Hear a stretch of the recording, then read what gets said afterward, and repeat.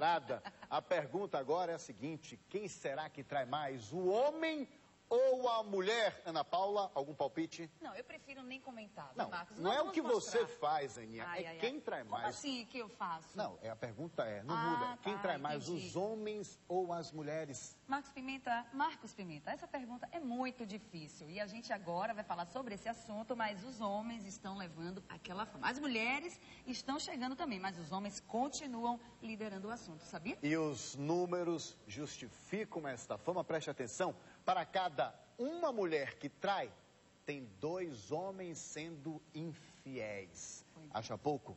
Olha só agora, os baianos são os campeões de traição no Brasil inteiro, Ana Paula, e a conclusão é de uma pesquisa feita em São Paulo. E a repórter Luana Brito foi às ruas ouvir os homens e as mulheres, Ana Paula. A pesquisa realizada pela Universidade de São Paulo, a USP, ouviu 4.000 pessoas casadas e concluiu que a metade dos homens traiu pelo menos uma vez, contra 22% das mulheres que deram uma escapadinha no casamento. E adivinha de onde eram os marmanjos que ocupavam o topo da lista? Daqui, da Bahia. Será que eles assumem a traição? Ah, sim, não tem por que mentir, né? Quem nunca traiu nessa vida é que atira a primeira pedra, né? Nunca traí, não. Eu sou fiel. Vai ser difícil fazer alguns homens assumirem o que andam aprontando, hein? Mas atenção, mulheres, a pesquisa mostra que os gatões de meia idade, que têm entre 40 e 50 anos, são os que mais traem. E olha só, Aninha, eles usam como desculpa a satisfação física, enquanto elas, Marcos, elas tendem a se envolver mais com os amantes. Tá bom, Luana Brito, lá no meio da multidão, e vamos falar sobre traição aqui no estúdio agora. Por isso, convidamos o advogado Henrique Quintanilha e a terapeuta de casal Kátia Queiroz. Eu quero começar primeiro com o advogado Henrique Quintanilha, que é homem também. Que números são esses? Justifica? O homem está traindo mais? Olha, Pimenta, primeiro, boa tarde à população de Salvador, Bahia toda. Bom Esse dia tema primeiro, vem. Bom dia, vamos devagar. Traição, a gente não almoçou, vamos devagar. Bom dia. Esse tema acaba repercutindo no direito porque tudo começa de um dever, que é o dever da fidelidade.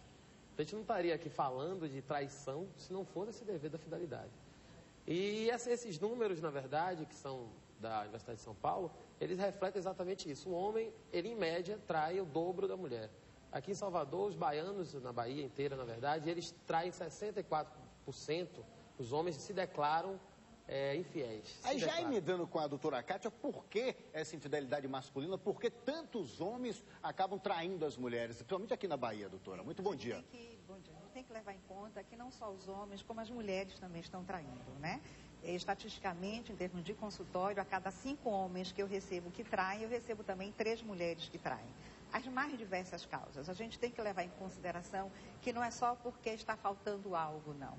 Não é porque o casamento não está bem ou porque a relação não está bem. Se trai das mais diversas formas. O situacional, a gente tem visto no carnaval uma possibilidade maior de você se comprometer. Muitas vezes você trai pela própria situação apenas de exercer a sua sedução.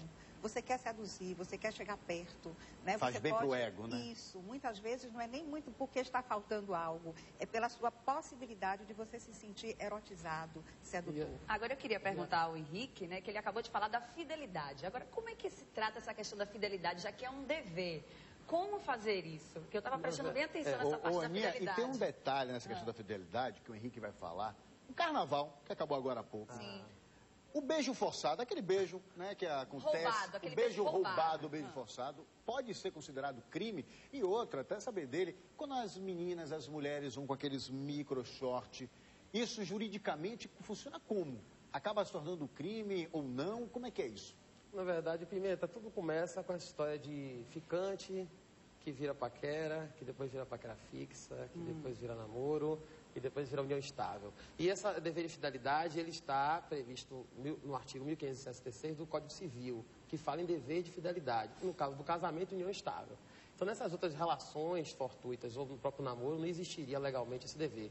De qualquer sorte, todo mundo espere esse dever de fidelidade. No caso do carnaval, esse tema é importante porque às vezes as pessoas pensam, não, eu fui forçada a beijar, eu fui, na verdade, sofri uma violência sexual, uma violência à minha liberdade sexual.